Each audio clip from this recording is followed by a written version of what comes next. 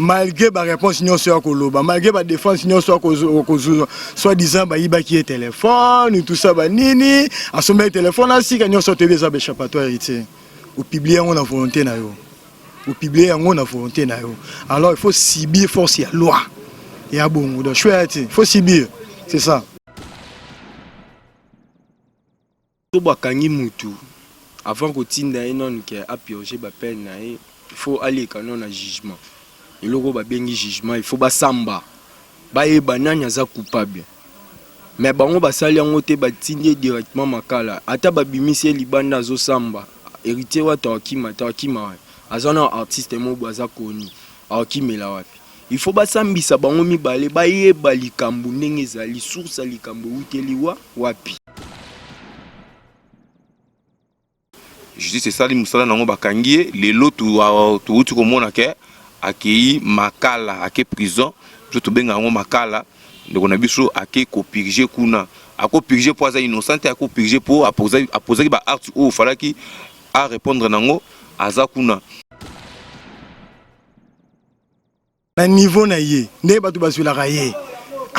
lelo ezapenda désolant tout monde a hérité pemé na chef de l'état tout monde a hérité pemé na VK puis vient na ye mutinyo so ya yebi tout le monde est héritier de la scène politique, franchement, ils ont appelé ça désolant. Alors, au pays de Kouata Sali, on a procuré témoin à télésaté. Mais ce que c'est un rappel 10 ans, a fait qu'on a 10 ans. Carrière musicale, pour bêter les prisonniers, qu'on a prisonniers, pas pour ça, musicien, c'est pas bêter. Bisous Liban, tout ce qu'il n'a pas fallu, tout ce qu'il n'a pas fait, tout ce qu'il n'a pas oué, tout ce qu'il n'a pas jibé. Mais qu'on a au moins, je peux musicien, on va bêter la bango. Babina.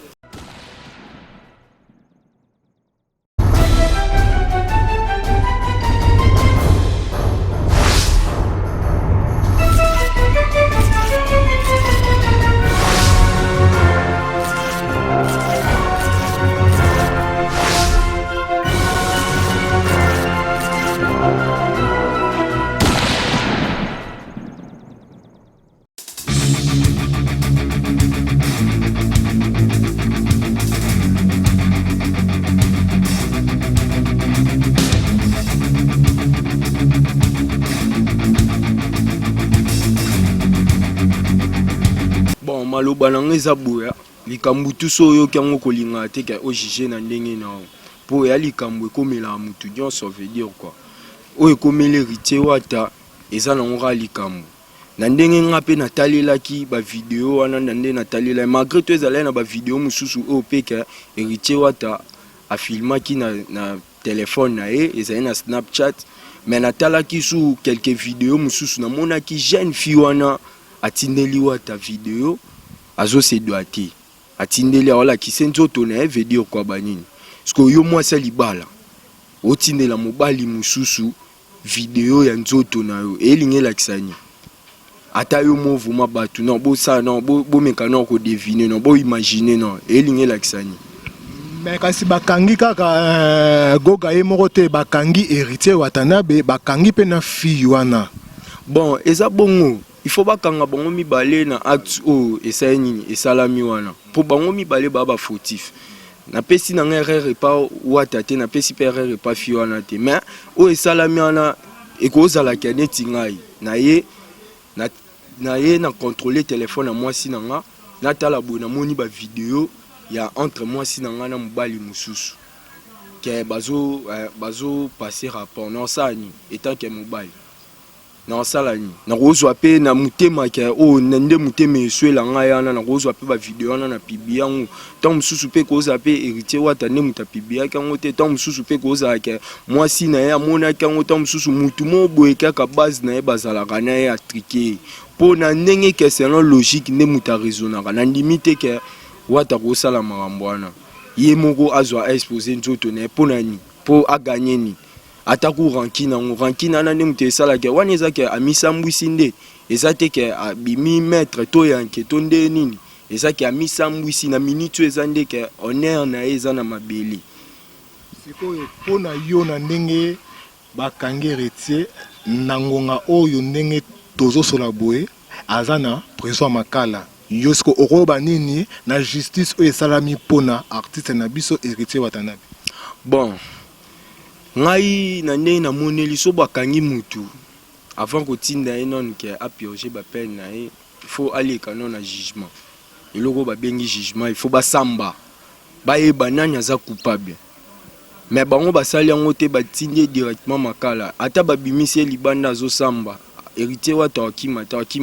aza na artiste mobo aza koni akimela wapi il faut basambisa bango mibale bayeba likambo ndenge ezali source likambo uteli wapi. Mais preuve eza déjà vidéo eza scandale déjà scandale yo ozobaki non il faut batala ceux qui ba feni ni yo za ngo posa pour vidéo déjà eza des preuves eza des témoins. Bon vidéo eza témoin c'est sûr eza bon mais est-ce qu'on a publié vidéo ana yango ndesko ne mutuna yango pe likambo c'est que pour vérité za le roi neti solo ya le roi neti solo masuba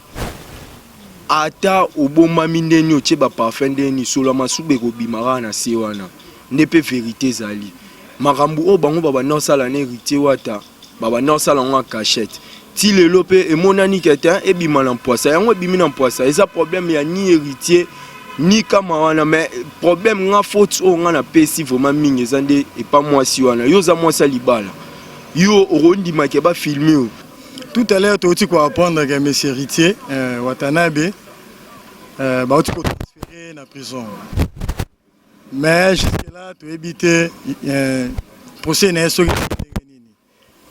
mais tu éviter ne ba transférer na prison na ko bomba e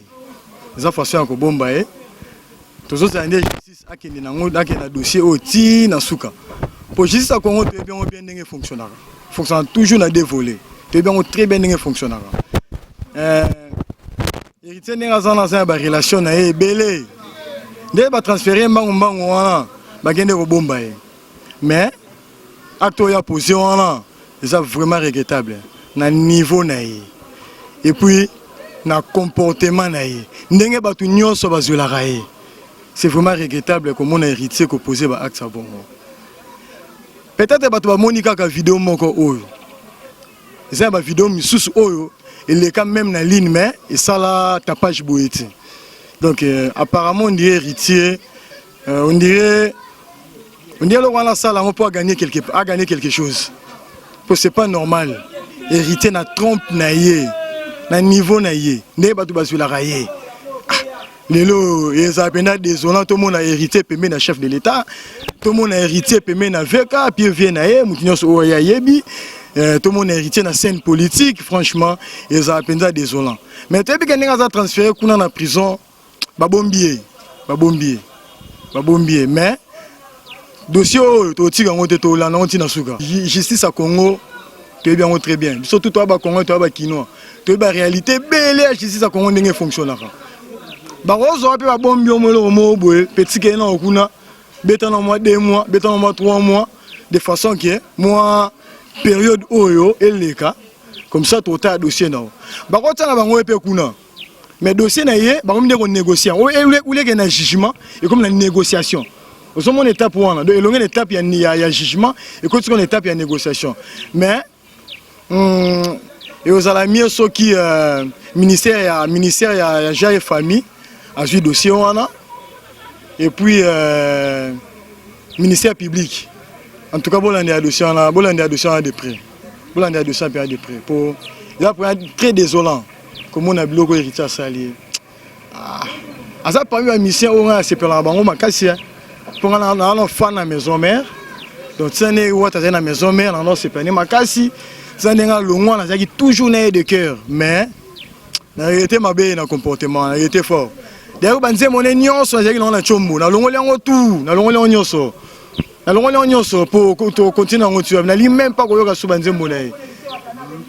Mais par rapport à ya fille wana robani po bakangi héritier monté ba ke bango mi balé na fille mais c'est tout à fait normal puisque apparemment on dit apparemment la dame aussi mais on a retrouvé la vidéo la dame a se pélaté une façon il s'en a filmé a se pélaté mais le gars là sous domination mobile il t'a filmé en caca et puis n'engé il t'a publié en boé je parie même qu'elle n'était pas contente mais je suis athée, il t'a ça publié dans la vidéo. Malgré ma réponse, non soit Koloba, malgré ma défense, non soit soit disant, bah, il qui est téléphone, tout ça, bah, nini, à son téléphone, ainsi, quand nous sortons des échappatoires héritiers. Ou publier, on a volonté, ou publier, on a volonté, alors il faut cibler force et loi. Il y a bon, donc je suis athée, il faut cibler, c'est ça. Tout le monde, justice et salami, sikoyo, veut dire que justice, vraiment salami. Ndeko na biso ya musicien héritier Watanabe autrement dit wata ndenge to benga kaye justice sali musala nango bakangie lelo tu uti komona ke akei makala ake prison to benga ngo makala ndeko na biso ake ko purger kuna ako purger po za innocent ako purger po aposer ba art o falaki a répondre nango aza kuna mais esuka kaka pa ya héritier Watanabe te po tuyebi bakulu makambo wana bazali babenga bango excellence violaire excellence bozo sala ba makama bongo moko kutu to landaka e azo sala ngo sous l'égide ya chef de l'état na bureau na ye azo sala ba masturbation na ye nyoso tu wana tout mona kango mais tata wana juste là ba longola kay musala akolonga musala likolo bateke c'est salami ba longolo musala vandi na ndako za tranquille ozuli mbongo o yibaki mais aza tranquille donc héritier Watanabe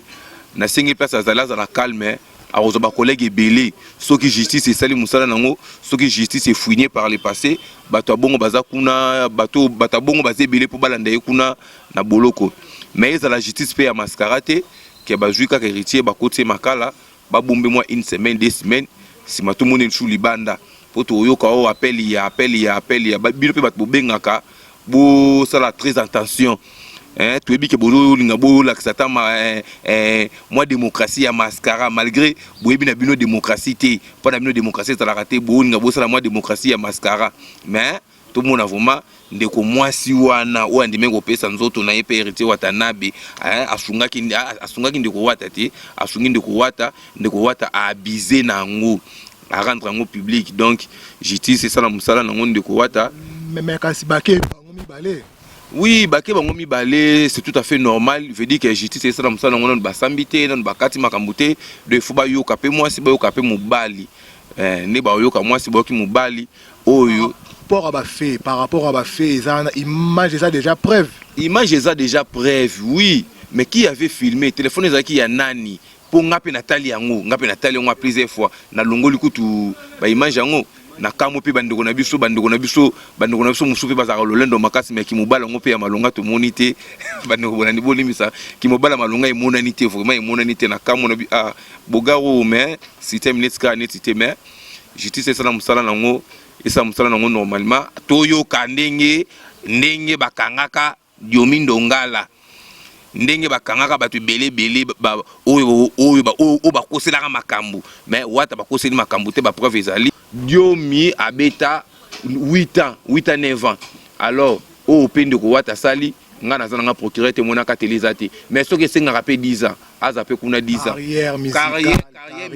carrière musicale ko betela ba prisonnier kuna ba prisonnier pe bana posa ba musicien ba betarate biso libana to tikali na ba fali to tikali na ba ferre to tikali na ba wera to tikali na ba jibe mais kuna au moins ba jupe musicien ko betela bango babina si pe si bino surtout ba mbote bandeko surtout o bozo landa na pe si bino mbote vieux nanga na Paris Georges Bosaka je te salue mon vieux je te salue toujours dans les cœurs on est ensemble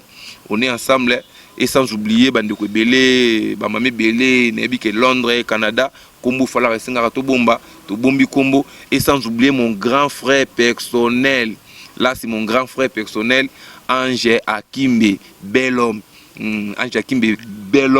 et wana frérot nangai Edi Akimbe toujours de cœur Christian Gama là c'est mon petit encore je les salue na peso ba mbote vraiment mingi belé ba noko nyo surtout bwana poto na peso bino ba mbote ba mama tu bwana poto na peso bino ba mbote